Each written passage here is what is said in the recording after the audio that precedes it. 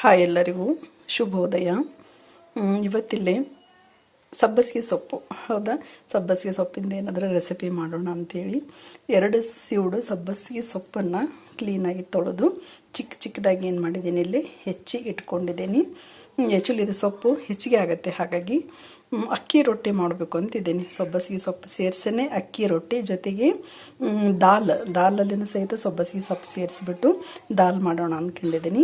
ಇದನ್ನು ನಾಳೆ ಮಾಡೋಣ, ಸಂಜೆ ಮಾಡೋಣ ಅಂತಿಟ್ರೆ ನಿಮಗೆ ಗೊತ್ತಿದೆ ಸೊಪ್ಪು ಬೇಗ ಏನಾಗ್ಬಿಡುತ್ತೆ, ಹಾಳಾಗ್ಬಿಡುತ್ತೆ. ಫ್ರೆಶ್ ಆಗಿರುವಾಗಲೇ ನಾವೇನು ಮಾಡಬೇಕು, ಇದನ್ನು ಬಳಸ್ಕೋಬೇಕು. ಹಾಗಾಗಿ 2 ಸೀಡಲ್ಲೇ ಇವತ್ತು 1 ಸೀಡಲ್ಲಿ ಅಕ್ಕಿ ರೊಟ್ಟಿ, ಇನ್ನೊಂದು ಸೀಡನ್ನು ದಾಲಿಗೆ ಹಾಕಿ ಏನು ಮಾಡ್ತಾಯಿದ್ದೀನಿ, ಸಬ್ಬಸಿಗೆ ದಾಲನ್ನು ಮಾಡ್ತಾಯಿದ್ದೀನಿ. ಹೌದಾ, ಅಕ್ಕಿ ರೊಟ್ಟಿ ಮಾಡಲಿಕ್ಕೆ ಇಲ್ಲಿ ಒಂದೇ ಒಂದು ಬೌಲು ಅಕ್ಕಿ ಹಿಟ್ಟನ್ನು ನಾನು ತೆಗೆದುಕೊಂಡಿದ್ದೀನಿ.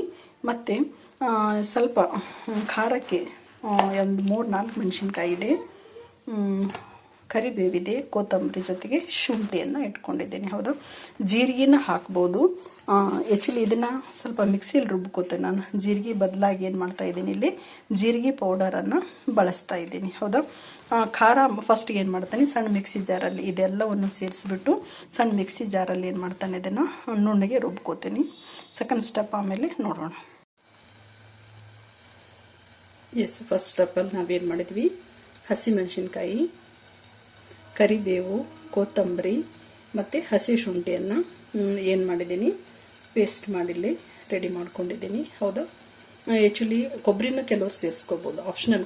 ಕೊಬ್ಬರಿ ಚಟ್ನಿದು ಏನಾದರೂ ಮಾಡಿದ್ರೆ ರೊಟ್ಟಿಲೂ ಕೊಬ್ಬರಿ ಸರಿಯಾಗೋದಿಲ್ಲ. ಹಾಗಾಗಿ ಇಲ್ಲೇ ಹಸಿಮೆಣಸಿನ್ಕಾಯಿ ಎಲ್ಲನೂ ಮಿಕ್ಸಿಯಲ್ಲಿ ರುಬ್ಕೊಂಡಿರೋದನ್ನು 1 ಸ್ಪೂನು, ಖಾರಕ್ಕೆ ನಿಮ್ಗೆ ಎಷ್ಟು ಅಗತ್ಯ ಬೇಕೋ ಅಷ್ಟನ್ನು ಏನು ಮಾಡಿ ಸೇರಿಸ್ಕೊಳ್ಳಿ. ನಾನು 1 ಸ್ಪೂನನ್ನು ಸೇರಿಸ್ತಾ ಇದ್ದೀನಿ.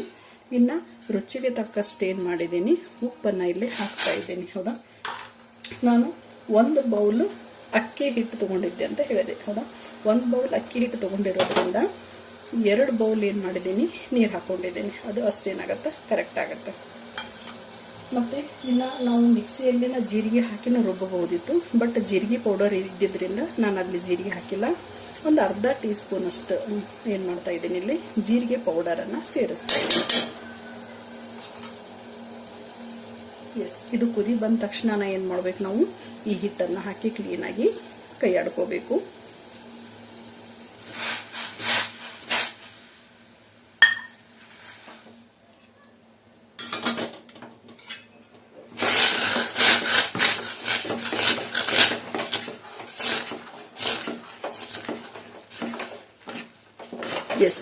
ಇದನ್ನ ಇವಾಗ ಫ್ಲೇಮ್ ಆರಿಸ್ಬಿಟ್ಟು ಸೊಪ್ಪನ್ನು ಹಾಕಬೇಕು ನಾವು. ಸೊಪ್ಪು ಹೆಚ್ಚಿಗೆ ಇದನ್ನು ಬೇಯಿಸೋದು ಬೇಡ. ಫ್ಲೇಮ್ ಆರಿಸ್ತಾ ಇದ್ದೀನಿ. ಫ್ಲೇಮ್ ಆರಿಸ್ಬಿಟ್ಟು ಏನು ಮಾಡ್ತೇನೆ, ನಾನು ಸೊಪ್ಪನ್ನು ಹಾಕ್ತೇನೆ.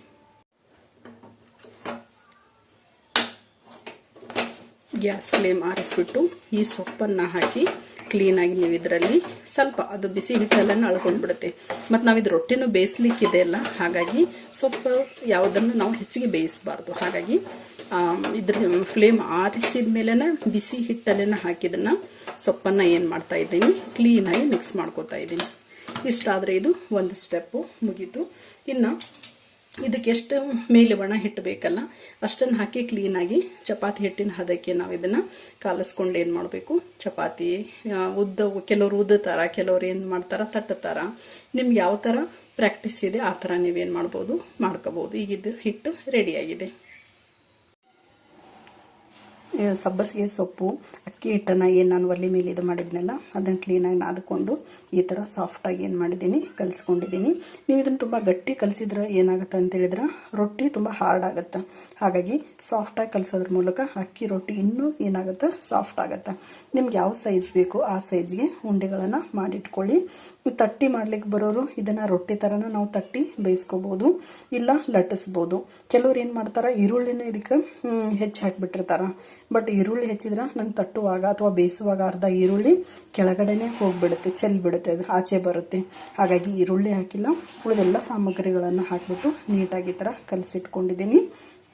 ನಾನೇನು ಮಾಡ್ತೀನಿ, ರೊಟ್ಟಿ ತಟ್ಟೋ ಥರ ನಾನು ಇದನ್ನು ಎಲ್ಲ ತಟ್ಟಿಟ್ಕೊಂಡು ಬೇಯಿಸ್ತಾ ಹೋಗ್ತೀನಿ. ಓಕೆ, ನಿಮ್ಗೆ ಯಾವ ಥರ ಅಭ್ಯಾಸ ಇದೆಯಲ್ಲ ಆ ಥರ ನೀವು ಮಾಡ್ಕೋಬಹುದು.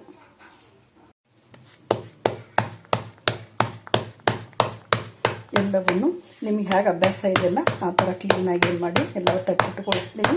ಕೆಲವರು ತಟ್ಟಿಟ್ಕೊಂಡು ಆಮೇಲೆ ಬೇಯಿಸ್ತಾರೆ, ಕೆಲವರು ಒಂದೊಂದೇ ತಟ್ಟು ತಂದು ಏನು ಮಾಡ್ತಾರೆ ಬೇಯಿಸ್ಕೊತಾರೆ. ಹೌದು, ಕ್ಲೀನಾಗಿ ನಿಮ್ಗೆ ಯಾವ ಥರ ಪ್ರಾಕ್ಟೀಸ್ ಇದೆ ಆ ಥರ ಮಾಡ್ಕೊಳ್ಳಿ. ನೋಡಿ, ನಾನು ತಟ್ಟಿಟ್ಕೊಂಡಿರೋ ಒಂದೊಂದೇ ರೊಟ್ಟಿನ ಇವಾಗ ಏನು ಮಾಡ್ತಾ ಹೋಗ್ತೀನಿ, ಬೇಯಿಸ್ತಾ ಹೋಗ್ತೀನಿ. ಹೌದಾ, ಇದು ಸ್ವಲ್ಪ ಏನೋ ಹಿಡ್ಕೊಳ್ಳೋದಿಲ್ಲ, ಇದಾಗಲ್ಲ. ರೊಟ್ಟಿ ಅಷ್ಟೇನು ತೆಳ್ಳಗಾಗಿರೋದಿಲ್ಲ, ಒಂಚೂರು ದಪ್ಪ ಇರುತ್ತೆ, ಮೀಡಿಯಮ್ ದಪ್ಪ. ಹಾಗಾಗಿ ಎಲ್ಲವನ್ನು ನಿಮಗೆ ಎಷ್ಟು ಬೇಕೋ ಎಲ್ಲವನ್ನು ನೀವು ತಟ್ಟಿ ಈ ಥರ ಇಟ್ಕೊಂಡು ಒಂದೊಂದೇ ಏನು ಮಾಡ್ತಾ ಹೋಗ್ಬೋದು, ಬೇಯಿಸ್ಕೋತಾ ಹೋಗ್ಬೋದು. ಹೌದಾ, ತುಂಬ ಚೆನ್ನಾಗಿ ಬರುತ್ತೆ, ಏನು ತೊಂದರೆ ಇಲ್ಲ, ತುಂಬ ಈಸಿ ಇದೆ, ಡಿಫಿಕಲ್ಟ್ ಏನೂ ಇಲ್ಲ. ಬಟ್ ಸ್ವಲ್ಪ ಅಭ್ಯಾಸ ಬೇಕು ಅಷ್ಟೇ. ಹೌದಾ, ಈರುಳ್ಳಿ ಹಾಕಿದ್ರೆ ಏನಾಗುತ್ತೆ, ಈಗ ತಟ್ಲಿಕ್ಕೆ ಅದು ನಮಗೇನಾಗಲ್ಲ, ಚೆನ್ನಾಗಿರಲ್ಲ. ತಾಲಿಪಟ್ಟಿಗೆ ನಾವು ಹಾಕೋಬೋದು, ತಾಲಿಪಟ್ಟಿದ್ರಿಗಿಂತ ಸ್ವಲ್ಪ ದಪ್ಪ ಬರುತ್ತೆ. ಹಾಗಾಗಿ ತಾಲಿಪಟ್ಟಿಗೆ ನೀವು ಇದನ್ನು ಈರುಳ್ಳಿ ಹಾಕ್ಬೋದು, ಬಟ್ ನಾನು ಇದಕ್ಕಿಲ್ಲಿ ಹಾಕಿಲ್ಲ. ಹೀಗೆ ಎರಡೂ ಸೈಡ್ ಕ್ಲೀನಾಗಿ ಬೇಯಿಸ್ತಾ ಒಂದು ಚೂರ ಎಣ್ಣೆನ ಏನು ಮಾಡಿ ಹಚ್ಚಿ ಬೇಯಿಸಿ, ಅಂದರೆ ಇನ್ನೂ ಏನಿರುತ್ತೆ, ಇದು ಸಾಫ್ಟಾಗಿರುತ್ತೆ ಅಲ್ವಾ. ಹಾಗಾಗಿ ಒಂದು ಸೈಡ್ ಅಷ್ಟೇ ನಾನೇನು ಮಾಡ್ತೀನಿ, ಒಂದು ಸ್ವಲ್ಪ ಎಣ್ಣೆನ ಹಚ್ಚುತ್ತಾ ಬೇಯಿಸ್ತಾ ಹೋಗ್ತೀನಿ. ಆ್ಯಕ್ಚುಲಿ ನಾನು ಸಿರ್ಸಿಯಲ್ಲಿ ತಿಂದಿದ್ದು ನೆನಪಿದೆ, ತುಂಬ ಅಂದರೆ ತುಂಬ ಟೇಸ್ಟಿಯಾಗಿ ಮಾಡಿದರು ನಮ್ಮಮ್ಮ, ನಮ್ಮ ಅಜ್ಜಿ. ಆ್ಯಕ್ಚುಲಿ ತುಂಬ ಟೇಸ್ಟಾಗಿತ್ತು.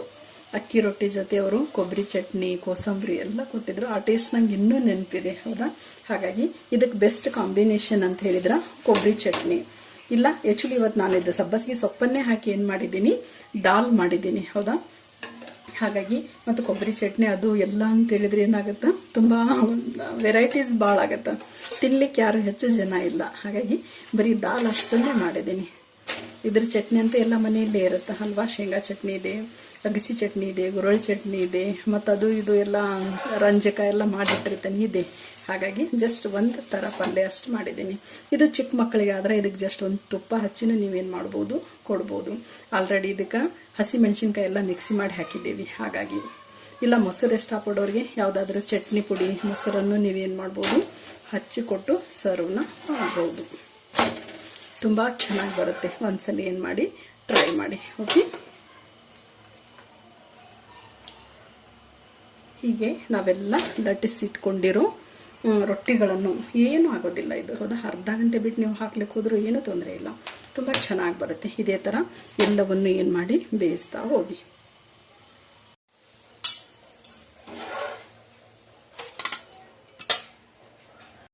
ನಾನು ತಟ್ಟಿಟ್ಕೊಂಡಿರೋ ಎಲ್ಲ ರೊಟ್ಟಿನೂ ಏನು ಮಾಡಿದ್ದೀನಿ, ಇಲ್ಲಿ ಬೇಯಿಸಿಟ್ಕೊಂಡಿದ್ದೀನಿ. ಹೌದಾ, ಸುಡೋದನ್ನು ನೀವು ಬಾಕ್ಸಿಗೆ ಹಾಕಿದ್ರಿ ಅಂತ ಹೇಳಿದ್ರೆ ಏನಾಗುತ್ತೆ, ಅದು ನೀರು ಹೊಡೆಯುತ್ತೆ. ಹಾಗಾಗಿ ಒಂದು 2-3 ನಿಮಿಷ ಇದನ್ನು ಗಾಳಿಯಲ್ಲಿ ಈ ಥರ ಓಪನ್ ಆಗಿಟ್ಬಿಟ್ಟು ನೀವು ಲಂಚು, ಟಿಫಿನ್ಗೂ ಬಳಸ್ಬೋದು. ಮತ್ತು ಇನ್ನೂ ಸ್ವಲ್ಪ ಹಿಟ್ಟಿದೆ. ಹೌದಾ, ಇನ್ನೂ 3-4 ಆಗುತ್ತೆ ಇದರಲ್ಲಿ. ನೈಟ್ ಡಿನ್ನರ್ಗೆ ಬಿಸಿ ಬಿಸಿದು ಮಾಡೋಣ ಅಂತ ಹಾಗೆ ಇದನ್ನು ಫ್ರಿಜ್ಜಲ್ಲಿ ಎತ್ತಿಡ್ತಾ ಇದ್ದೀನಿ. ನೋಡಿ, ಒಂದೇ ಬೌಲ್ ನಾನು ಹಿಟ್ಟು ತೊಗೊಂಡಿದ್ದು, ಒಂದೇ ಬೌಲ್ ಹಿಟ್ಟಲ್ಲಿ ಇಷ್ಟೊಂದು ಏನಾಗಿದೆ, ಸಬ್ಬಸಿಗೆ ಸೊಪ್ಪಿನ ಅಕ್ಕಿ ರೊಟ್ಟಿ ಸವಿಯಲು ರೆಡಿ ಇದೆ. ಇವತ್ತಿನ ರೆಸಿಪಿ ನಿಮ್ಗೆ ಹೇಗೆ ಅನ್ನಿಸ್ತು? ಇಷ್ಟ ಆದರೆ ಒಂದು ಲೈಕ್ ಮಾಡಿ. Okay, thank you.